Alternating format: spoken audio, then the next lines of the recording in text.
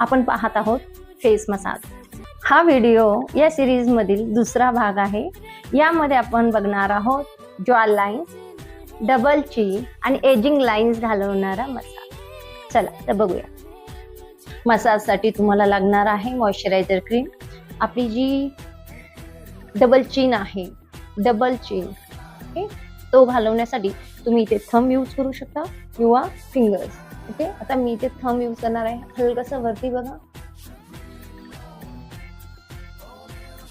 रोज तुम्ही असा मसाज केला तर डबल चीन नक्की तुमची कमी होते।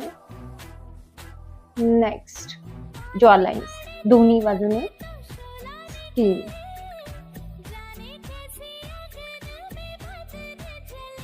10 ते 20 राउंड। लास्ट पॉइंट आहे नेकचा।